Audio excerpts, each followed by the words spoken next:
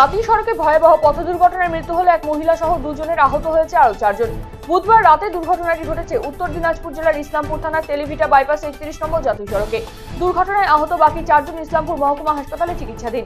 দুর্ঘটনার জেরে জাতীয় সড়কে ব্যাহত হয় যান চলাচল। পরে পুলিশ দুর্ঘটনাগ্রস্ত গাড়িটিকে সরিয়ে যান চলাচল স্বাভাবিক করে। আগ্নেয়াস্ত্র সহ এক ব্যক্তিকে গ্রেফতার করল কোচবিহারের সাহেবগঞ্জ থানার পুলিশ। বৃহস্পতিবার সকাল 9:30 নাগাদ সাহেবগঞ্জ থানার তরফে জানানো হয়, গতকাল রাতে ভবানী প্রসাদ এলাকায় মেহবুব আলম নামে এক ব্যক্তির কাছে উদ্ধার হয় একটি দেশীয় আগ্নেয়াস্ত্র এবং 1 রাউন্ড কার্তুজ। এলাকায় তার বাড়ি থেকে উদ্ধার হয় আগ্নেয়াস্ত্র এবং কার্তুজ। গ্রেফতার মেহবুবকে নয়ারহাট তদন্ত কেন্দ্রের পুলিশ দিনহাটা মহকুমা আদালতে হাজির করলে বিচারক 5 দিনের পুলিশি হেফাজতে নির্দেশ দেন। সেই মোতাবেক সাহেবগঞ্জ থানার পুলিশ হেফাজতে থাকা অবস্থায় তার স্বীকারোক্তির ভিত্তিতে গতকাল তার বাড়ি থেকে উদ্ধার হয় আগ্নেয়াস্ত্র এবং কার্তুজ।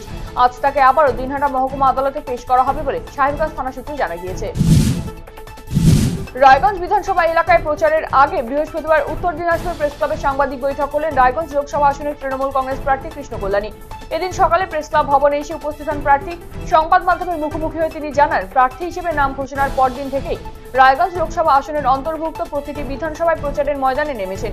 বৃহস্পতিবার তিনি রায়গঞ্জ বিধানসভা কেন্দ্রে প্রচারে নামেন। তার আগে সৌজন্য সাক্ষাতের পাশাপাশি সংবাদ মাধ্যমে সাধারণ মানুষের কাছে কিছু বার্তা পৌঁছে দেন তৃণমূল কংগ্রেস প্রার্থী কৃষ্ণ কল্যাণী।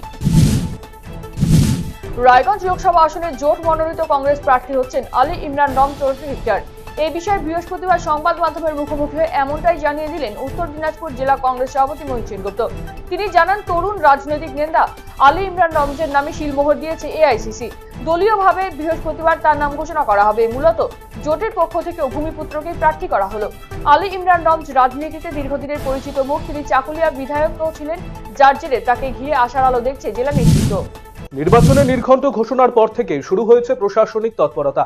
মাঠে ময়দানে যখন প্রচারের ঝড় তুলছে বিভিন্ন রাজনৈতিক দল, তখন সাধারণ ভোটারদের মধ্যে নির্বাচনের সন্ত্রাসের ভয় দূর করতে শুরু হয়েছে কেন্দ্রীয় বাহিনীর টহলদারি। বৃহস্পতিবার দুপুরে হেমতাবাদ থানার আইসি সুজিত লামার উপস্থিতিতে হেমতাবাদ বাসস্ট্যান্ড বাজার এলাকায় টহল দেয় কেন্দ্রীয় বাহিনীর জওয়ানেরা। ভোটের দিনও এলাকায় থাকবেন বলে আশ্বস্ত করেন পুলিশ এবং কেন্দ্রীয় বাহিনীর জওয়ানেরা।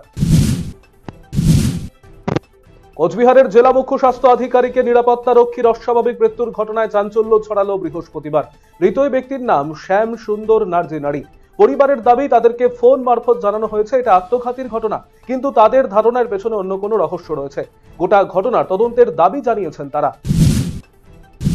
বৃহস্পতিবারও প্রার্থী ইস্যুতে বিজেপির বিক্ষুব্ধ গোষ্ঠীর ধর্ণা অব্যাহত রায়গঞ্জে। নিজেদের অবস্থানে অনড় বীণা ঝা, দারিকনাথ বর্মনরা। একইভাবে এদিনও ভূমিপুত্র বা ভূমিপুত্রীদের প্রার্থী করবার দাবিতে সোচ্চার হয়েছেন তারা। জেলা বিজেপি নেত্রী বীণা ঝা জানিয়েছেন, বারবার রায়গঞ্জ আসন থেকে বহিরাগত প্রার্থী আনা হচ্ছে কেন? এই জেলায় বহু যোগ্য নেতা রয়েছেন, বহিরাগত প্রার্থী তারা কোনোভাবে মানবেন না, এমনটাই সাফ জানিয়ে দিয়েছেন তিনি। স্থানীয় প্রার্থীর নাম ঘোষণা না হওয়া পর্যন্ত এই আন্দোলন জারি রাখার হুঁশিয়ারি দিয়েছেন বীণা দেবী। গরমের মরশুমের শুরুতেই জলের জন্য শুরু হয়েছে হাহাকার। বছর দুয়েক আগে জল সরবরাহে জনস্বাস্থ্য কারিগরি দপ্তরের তরফে পাইপলাইন বসানো হলেও এখনো তাতে জল সংযোগ আসেনি। এমনকি অকেজো হয়ে রয়েছে গ্রামের একটি মাত্র জলাধারও। পানীয় জলের দাবিতে বিক্ষোভে সামিল হয়েছেন মালদার চাঁচল 1 নম্বর ব্লকের মহানন্দপুর পঞ্চায়েতের ধঞ্জনা এলাকার বাসিন্দারা। অন্যদিকে গ্রামবাসীদের এই সমস্যার কথা স্বীকার করেছেন স্থানীয় পঞ্চায়েত সদস্য এরশাদ আজম। পানীয় জলের সংকট মেটাতে বহুবার পঞ্চায়েত এবং ব্লক প্রশাসনের কাছে তকদির করেছেন বলে জানিয়েছেন তিনি। যদিও এই সমস্যার সমাধানে দ্রুত পদক্ষেপ গ্রহণের আশ্বাস দিয়েছেন বিধায়ক নিহার রঞ্জন ঘোষ। দিনহাটায় কেন্দ্রীয় মন্ত্রী এবং রাজ্যের মন্ত্রীর সংঘর্ষের ঘটনা এবং দিনহাটা মহকুমা পুলিশ আধিকারিকের আহত কাণ্ডে দুজনকে গ্রেপ্তার করলেন পুলিশ কর্মীরা। কোচবিহার জেলা পুলিশ সুপার সূত্রে জানানো হয়েছে, ধৃতদের নাম আলামিন শেখ এবং জানাব আলী। তাদের মধ্যে আলামিন শেখকে গ্রেপ্তার করা হয়েছে দিনহাটা মহকুমা পুলিশ আধিকারিককে মারধরের ঘটনায়। অপরদিকে জানাব আলী নামে দিনহাটা শহরের অপর একজনকে গ্রেপ্তার করা হয়েছে তৃণমূলের পক্ষ থেকে দায়ের হওয়া মামলার ভিত্তিতে। গ্রামের রাস্তায় হাঁটু ডোবা বৃষ্টির জল, এই ঘটনা দীর্ঘদিনের। প্রশাসন এবং জনপ্রতিনিধিদের জানিয়েও কোনো লাভ হয়নি। ফলে বৃহস্পতিবার রাস্তার উপর বৃষ্টির জলে ধানের চারা লাগিয়ে বিক্ষোভ দেখালেন গ্রামবাসীরা। পাশাপাশি পাম্প চালিয়ে রাস্তার জল বের করে উত্তর দিনাজপুরের ইটাহার ব্লকের নমুনিয়া গ্রামের ক্ষুব্ধ বাসিন্দারা। যদিও এলাকার জেলা পরিষদের সদস্য শায়েস্তা আলম জানিয়েছেন, সমস্যার সমাধানের চেষ্টা করা হচ্ছে।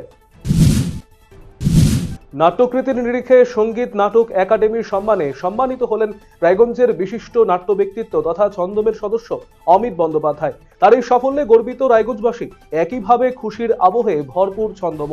তারই অঙ্গ হিসেবে বুধবার অমিত বন্দ্যোপাধ্যায়কে সংবর্ধনা জ্ঞাপন করা হয় ছন্দমের তরফে। এই উপলক্ষে একটি সান্ধ্যকালীন বর্ণাঢ্য অনুষ্ঠানের আয়োজন করা হয়। এদিন অমিত বাবুর হাতে সম্মাননা তুলে দেন ছন্দমের সম্পাদক স্বপন কুমার বসু। উমা বন্দ্যোপাধ্যায়কে সংবর্ধিত করেন ছন্দমের সভাপতি হরি নারায়ণ রায়। পুষ্পস্তবক, শাল এবং সম্মাননাপত্র তুলে দেওয়া হয় তাদের হাতে। এদিন অমিত বন্দ্যোপাধ্যায় মূল আলোচনা, অভিনেতার প্রস্তুতি ও আমার থিয়েটারের যাত্রাপথ প্রসঙ্গে মনোজ্ঞ আলোচনা করেন।